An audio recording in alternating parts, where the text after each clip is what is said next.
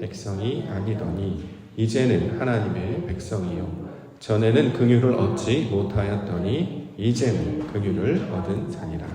아멘. 베드로전서 2장 9절과 10절 말씀입니다. 긍휼을 얻은 자, 긍휼을 얻은 자 말씀의 제목입니다. 10절 나와 있습니다. 10절 말씀 보시면 너희가 전에는 백성이 아니더니 이제는 하나님의 백성이요 전에는 긍휼을 얻지 못하였더니 이제는 긍휼을 얻은 자니라. 자, 이렇게 기록하고 있습니다. 긍휼이라는 단어 나왔는데요. 긍휼, 불쌍히 여기다라는 뜻이죠. 원래는 이제 부모가 자식을 향한 애끓는 마음을 가질 때 이걸 우리는 긍휼이라고 합니다. 실제로 원어로 살펴보면 이제 원어는 이제 창자라는 뜻을 가지고 있고 조금 더 깊이 생각하면 여기서 이제 창자는 바로 이제 자궁, 엄마 뱃속을 가리키고 있는 말입니다. 엄마가 자녀를 향해서 불쌍히 여기는 마음, 애틋한 마음, 그 애가 끓는 마음을 가지는 것, 이것은 오직 어머니만 가질 수 있는 감정이고 그런 태도입니다. 자, 이것을 하나님께서 말씀을 하십니다. 똑같은 마음을 표현할 때 특별히 하나님께서 백성들을 사랑하시고 불쌍히 여기시고 애끓는 마음을 가지고 계실 때 이거를 성경에서는 긍휼로 우리 가운데 가르쳐 주고 있습니다. 세상의 것들을 가만히 살펴보면 어떤 보호하심 또는 관심 이런 것들을 꼭 받아야 살 수 있도록 지어졌다라고 생각을 합니다. 짐승들도 그렇고요. 또는 나무들도 그렇습니다. 관심받지 못하면, 보호받지 못하면 누군가 도와주거나 어떤 도움이 없이는 혼자서는 스스로도 살 수 없습니다. 왜 나를 안 도와주는 거야? 왜 나한테는 아무것도 해주지 않는 것이지? 그래서 세상을 마치 정글이라 이야기하기도 하고 세상은 각박하다 이야기하기도 합니다. 지나가다가 누가 넘어졌어요. 넘어졌는데 아무도 달려와서 나를 일으켜 세우지 않는다고 해서 왜 나를 아무도 도와주지 않는 거야? 이럴 수 없다는 거죠. 원래 그런 거예요. 세상은 그렇습니다. 그런데 그 와중에 돌보심을 받도록 그래서 이제 부모라는 울타리가 가정이라는 울타리가 있고 또 더 나아가 이제 공동체라는 울타리가 있습니다. 사실은 개별적으로 살 수밖에 없는 생명들이기 때문에 서로 연결하지 못하면 또 도움을 받지 못하였다고 해서 왜 그것이 나에게 일어나지 않는가? 그러면 이제 불평밖에는 할 수 없는데 불평과 원망으로는 아무런 일을 얻을 수 없습니다. 그런 일은 원래 자연스러운 일이었다는 거죠. 그런데 놀랍게도 하나님께서 택하신 족속, 백성들에게는 그냥 내버려 두시지 않는 분이 있다. 이렇게 이야기합니다. 지나가다가 누가 도와주는 것만으로도 큰 힘이 되는데요. 마치 나를 품고 10달 동안 배가 아파서 난 부모와 같이 정성스럽게 나를 도와주는 분이 있다고 한다면 얼마나 큰 복과 은혜와 선물이 되겠습니까? 자, 그러한 존재가 성경에서는 하나님이시다. 자, 이렇게 이야기하시고 왜 그런 일을 우리 가운데 펼치시는가? 이것을 사랑, 은혜, 구원 이런 말로도 설명할 수 있습니다만 오늘의 본문은 긍휼 때문이다. 그래서 그 하나님의 불쌍하심을 얻은 자를 가리켜서 이제 하나님의 성도라고 말하는데 그 백성들이 바로 긍휼을 얻은 자이다. 이렇게 이야기합니다. 왜 하나님께서 우리를 부르시고 예배하게 하시고 살게 하셨는가? 우리 하나님께서 우리를 긍휼을 베풀어 주셨기 때문입니다. 원래 하나님의 귀한 속성 중에 하나가 바로 긍휼입니다. 하나님은 불쌍한 것을 그냥 지나가지 못하신단 말이죠. 견디지 못하시는 거예요. 마치 아이가 울고 있을 때 그 음성을 듣는 엄마의 목소리와 똑같아요. 엄마가 막 울면 엄마는 움직이게 되죠. 가만히 있으면 엄마가 아니겠죠. 왜 우는지, 내가 다친 데는 없는지 살펴보게 됩니다. 자, 이처럼 하나님의 속성도 백성들이 힘들어하고 아파하는 것을 두고 보지 못하시고 그냥 내버려 두지 못하신단 말이죠. 그래서 찾아오시고 우리를 구원하여 주시는 분이 바로 그 긍휼인데 성경 그 긍휼을 얻은 자들이 바로 이스라엘 백성들이다. 더 나아가 저와 여러분들이다. 이렇게 설명을 하고 있습니다. 원래 이 본문의 내용, 백성이 아닌 자가 백성이 되고 긍휼이 얻지 못한 자가 긍휼을 얻었다라고 하는 내용은 호세아에 나왔던 개념이죠. 자, 고멜이라고 하는 사람이 있었어요. 아들을 낳았는데 다른 아들을 낳았어요. 그랬더니 로암미라고 이름을 지었습니다. 내 백성이 아니다. 고멜이 있었습니다. 근데 또 딸을 낳았어요. 그런데 다른 딸을 낳았어요. 그래서 긍휼을 베풀지 않겠다. 그래서 로루아마 이렇게 이야기합니다. 호세아서 1장 6절에 고멜이 또 임신하여 딸을 낳음에 여호와께서 호세아에게 이르시되 그의 이름을 로루아마라 하라. 내가 다시는 이스라엘 족속을 긍휼히 여겨서 용서하지 않을 것임이니라. 호세아 1장 9절에 여호와께서 이르시되 그의 이름을 로암미라 하라. 너희는 내 백성이 아니요 나는 너희 하나님이 되지 아니할 것임이니라. 자, 이렇게 말씀을 하셨어요. 하나님의 백성이 되라고 만들어 주셨는데, 호세아를 만나게 해주셨는데, 호세아를 만나서 백성을 낳아야 되는데 엉뚱한 백성을 낳았단 말이죠. 그래서 내 백성이 아니다, 긍휼을 베풀지 않겠다, 이렇게 말씀을 하셨는데, 우리 호세아 내용을 알고 있는 것처럼 하나님께서 마음을 돌이키시고 다시 우리를 불쌍히 여기셔서 그 긍휼하심 때문에 다시 백성이 되게 하시고 긍휼을 얻게 하는 자로 만들어 주시는 이야기를 호세아를 통해서 하고 있습니다. 그래서 호세아 2장 23절에 내가 나를 위하여 그를 이 땅에 심고 긍휼히 여김을 받지 못하였던 자를 긍휼히 여기며 내 백성 아니었던 자에게 향하여 이르기를 너는 내 백성이라 하리니 그들은 이르기를 주는 내 하나님이시라 하리라 하시니라. 이게 하나님의 긍휼하심의 특징이라는 거죠. 아니야, 이성적으로는, 원리적으로는 그렇게 할 수 없어, 잘못했잖아, 그래서 외면하고 싶은데 하나님의 그 긍휼을 그걸 견디지 못한단 말이죠. 마치 진짜 아이가 죽을 때 마음이 불붙는 것 같은 그 산자의 어머니와 같은 마음을 품는 분이 바로 여호와 하나님이시다, 이렇게 이야기하고 있습니다. 그러므로 우리가 하나님을 알게 되고 지금 현재 예배하게 되고 하나님 나라와 뜻을 품으며 소망하게 되는 이런 일이 왜 일어나느냐? 하나님으로부터 긍휼을 얻었기 때문입니다. 하나님의 그 은혜와 사랑, 하나님께서 베풀어 주신 그 긍휼과 은혜를 우리가 받고 있기 때문에 우리가 다시 살게 하셨고, 그로 말미암아 예배하게 하시고 다시 소망하게 하시게 되었다는 것이죠. 이걸 다른 말로 하면 이제 생명이 없던 자가 죽은 자였던 자를 살아있게 하시고, 그렇죠? 잠자는 자인데 깨워주시고, 아무런 소망이나 비전이 없던 자에게 소망과 비전을 갖게 하시는 것. 다시 말해 살게 해주셨지 않습니까? 왜 이렇게 이런 일을 하느냐? 우리 하나님의 긍휼이 우리 안에 임재하여서 그 긍휼의 생명력으로 우리를 다시 살게 하셨기 때문입니다. 하나님의 백성이 되게 하신 것 감사합니다. 긍휼을 받았으니 긍휼 얻은 자로 살게 하여 주시옵소서. 그래서 예수님께서도 불쌍히 여기는 자, 긍휼을 얻은 자에서 산상수훈에도 복 있는 자에 관한 이야기 중에 하나가 그 긍휼에 관한 이야기를 하잖아요. 불쌍히 여기는 자, 불쌍히 여김을 받을 것이다. 왜냐하면 하나님께서 우리를 긍휼히 여겼기 때문에, 그래서 그 은혜와 사랑이 무엇인지를 배운 자로 살게 하셨기 때문에 바로 천국 백성이 될 것이다, 이렇게 말씀하고 있습니다. 이 놀라운 영광과 은혜와 선물을 기억하시면서 긍휼을 얻은 자로 살아가시는 성도님과 교회 되시기를 주의 이름으로 간절히 축원합니다. 9절 말씀 보겠습니다. 그러나 너희는 택하신 족속이요 왕같은 제사장들이요 거룩한 나라요 그의 소유된 백성이니 이는 너희를 어두운 데서 불러내어 그의 기이한 빛에 들어가게 하시니의 아름다운 덕을 선포하게 하려 하십니다. 우리가 이제 자주 인용하는 본문이기도 하는데요. 왕같은 제사장. 자, 구약에서 왕 등장하고 제사장 소개하고 선지자, 크게 기름 부어 세우는 세 가지 직분을 소개합니다. 왕도 기름 붓고 제사장도 기름을 부어서 세우고 선지자도 기름을 부어서 세우죠. 왜냐하면 구별된 자이기 때문에 그렇다. 이렇게 해서 이제 구별된 자의 이 세 가지 역할, 왕, 제사장, 선지자를 이야기합니다.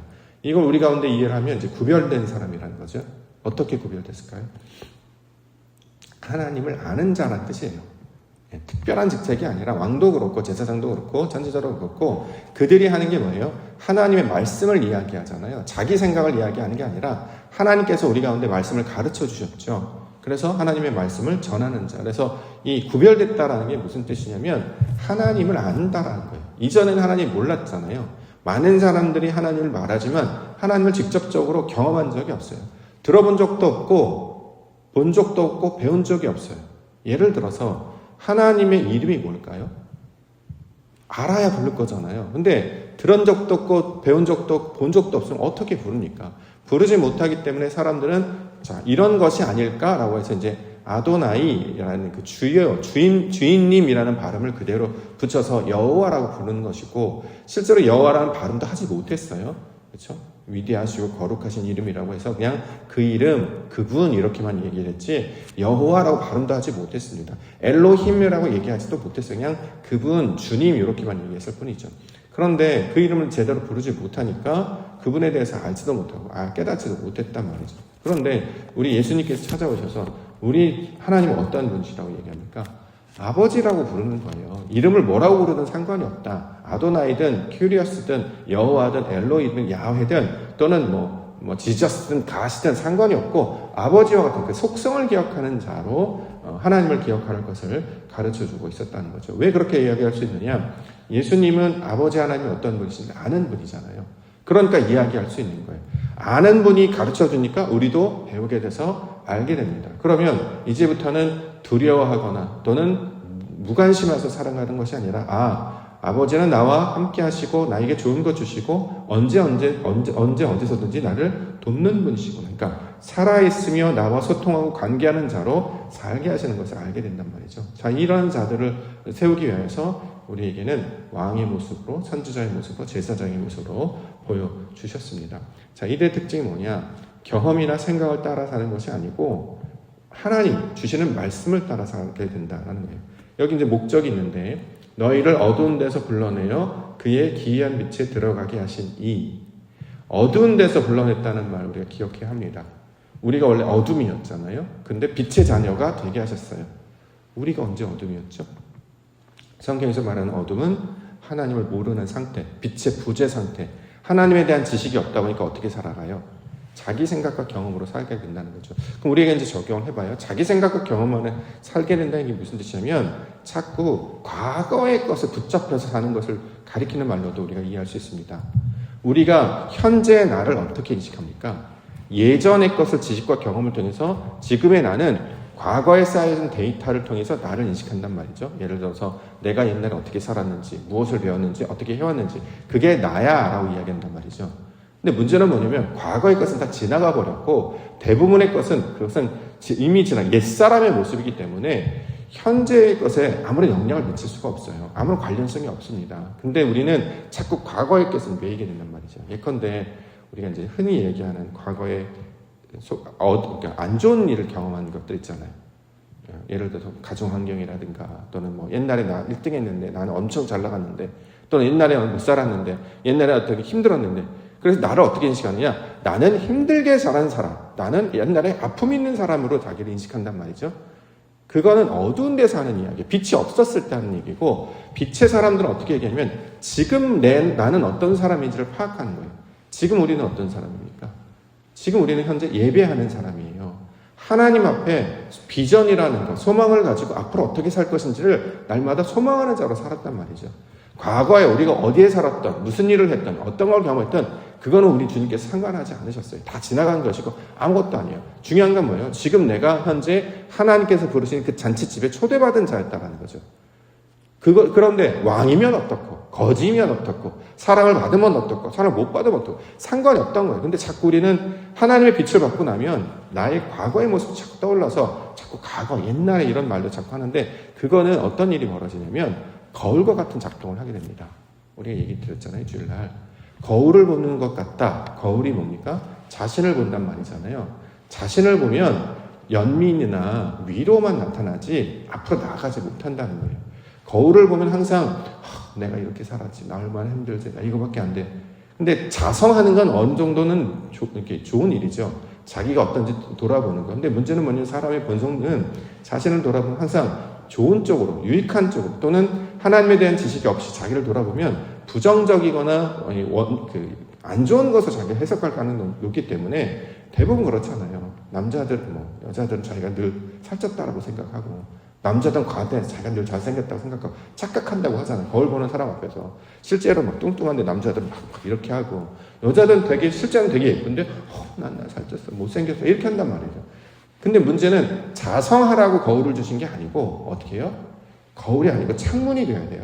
뚫고 나가서 어떻게 해요? 하나님을 바라보는 자가 되어야 된단 말이죠. 과거에 내가 어떻게 살았는지는 하나도 중요하지 않아요. 우리가 함께 부르심을 받아서 함께 예배하게 하시고 한 식탁에 모여서 밥 집어먹고 하나님이 그 잔치집에 초대받았구나. 내가 온전한 사람이든 뭐 부유한 자든 가난한 상관없이 이 자리에 초대받았구나. 그거로 살게 하셔서 그러니까 하나님의 말씀을 가지고 그것을 거울로 보는 게 아니라 투명한 창문처럼 여겨서 하나님의 빛 가운데 우리의 마음과 소망을 두도록 나아가게 됐다는 거죠. 그래서 빛을 통과하게 하셔서 그 빛을 쫓아가는 사람으로. 그래서 사도 바울도 내가 지금까지 무엇을 했던 어떻게 살았던 중요하지 않다. 나는 항상 표대를 향해 나아간다. 내가 따지면 나도 혈통적으로 따지면 나 진짜 유대인이고 나 가말리아 문해상이었고 내가 누구보다도 열심히 했어. 열심히 특징이었고 누구보다 최선을 다했고 내가 한 일이 얼마나 많은 줄 알아. 근데 다 무익한 일이라는 거예요. 이걸 다 그렇죠? 배설물로 여기고 오직 그리스도를 발견하는 것이 가장 고상하고 가장 중요한 것을 여기기 때문에 지금까지 했던 것을 다 벗어버리고 날마다 나는 중노라 나는 표대를 향해 나아가니까 항상 미래를 향한 앞으로 하나님께서 어떻게 하실 걸 기대하는 꿈을 소망하는 자로 살아가는 것이 이 빛에 들어가게 하실 이 하나님의 역사라는 거예요. 그게 바로 은혜 받은 자였단 말이죠. 예를 들어서 긍휼에 관한 이야기 나왔으니까 예를 들어 사랑이라고 표현합시다. 우리 아이들에게 필요한 것이 사랑이에요. 사랑을 많이 받으며 자라게 하려고 합니다. 근데 세상을 보시면 아시겠지만 요즘 중동 보시면 전쟁이 일어났잖아요. 거기서 막 아이들 죽어가는 영상을 볼 때마다 너무 마음이 걔네는 무슨 일이 있었습니까? 자, 사랑을 받게 하려고 하더라도 그렇지 못한 환경이 있는데 아이들이 있단 말이죠. 그렇죠? 근데 중요한 것은 내가 지금 과거에 어떤 사랑을 받고 이게 중요한 것이 아니라 비록 나는 그렇게 하지 못했을지라도 우리가 지금 현재 우리에게 펼쳐진 하나님의 일이 놀랍기 때문에 앞으로 그런 일을 할 수 있도록 나아가도록 우리를 불러주셨다는 거예요. 어찌됐든 우리는 살아있잖아요. 어찌됐든 우리는 여기 있습니다.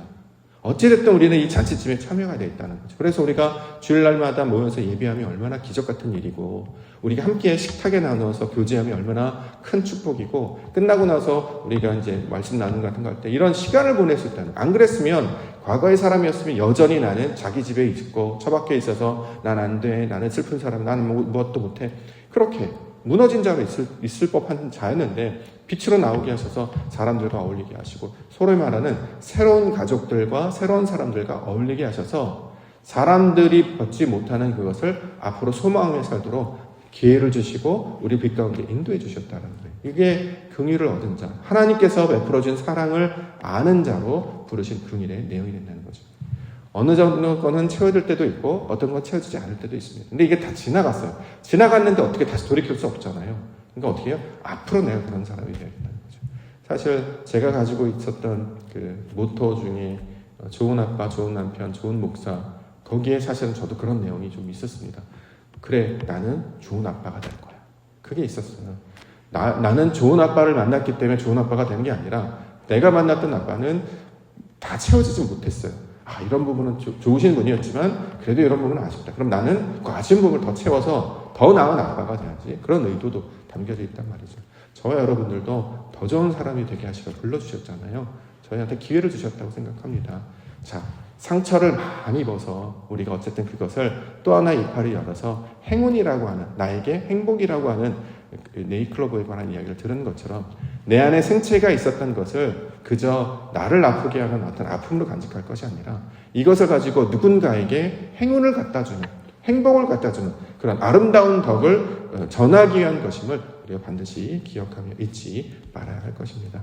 마지막에 아름다운 덕을 선포하게 하려 하십니다.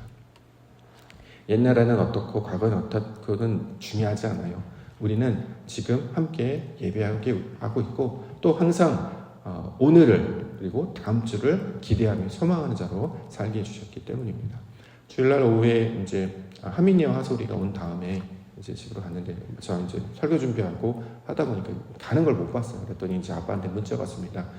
인사를 미처 못 드리고 오게 됐습니다. 하솔이 때문에 먼저 나왔습니다. 그랬는데 인사말이 뭐냐면 우리 다음 주에 또 만나요. 너무 좋잖아요. 우리 다음 주에 또 만나. 우리 또 만날 거예요. 그런 기대감이 있잖아요. 또 만나면 더 뜨겁게 안아주고 더 반갑게 이야기하고 더 맛있는 시간, 짧은 시간이지만 더 즐겁게 선물이라도 준비할까? 이런 생각도 들고 그럼 아이가 소망을 가지고 다음 주에는 교회 가서 우리 얘기 되겠지. 그걸 가지고 살게 하셨단 말이에요. 그래서 우리는 과거의 사람이 아니라 앞으로 하나님이 하실 걸 기대하며 소망하는 사람입니다. 내가 사랑받지 못했기 때문에 나는 여기 와서도 사랑을 받아야 돼. 그게 아니고 하나님께서 우리를 이 기회, 사랑할 수 있는 기회를 주셨기 때문에 그것을 새로운 사람들을 통해서 이걸 구현해 나가고 기회를 주신 것입니다. 그래서 우리 교회가 하나님께서 이루신 새로운 가족 공동체와 같은데 그 기회를 놓치지 아니하고 항상 가족은 혈연을 뛰어넘는다고 했잖아요. 지금까지 내 가족과 내 형제는 누구야? 혈연적인 것만 형제와 가족인 줄 알았는데 예수님은 아니야. 하나님의 뜻대로 하는 사람이 가족이 형제야. 그들에게 잘하란 말이야. 그래서 그들을 사랑하다 보면 나에게 풍성하게 채워지는 거. 사랑을 못 받도 자랐는데 어떻게 사랑할 수 있습니까? 하나님께서 사랑을 주셨기 때문이죠. 그 놀라운 영광을 우리 가운데 베풀어 주시고자 긍휼이라는 이름을 우리 가운데 베풀어 주신 것입니다. 하나님의 사랑받는 자들로, 이것을 소망하는 자들로, 날마다 하나님이 하실 일을 소망하는 자들로 살아가기를 주의 이름으로 축원합니다. 내일로, 미래로, 앞으로 우리에게 주어진 기회를 놓치지 아니하고 더욱더 서로 사랑하시며 하나님 앞에 아름다운 가족 공동체를 이루시는 우리 옥동의 성도님들 되시기를 주의 이름으로 축원합니다. 기도하겠습니다.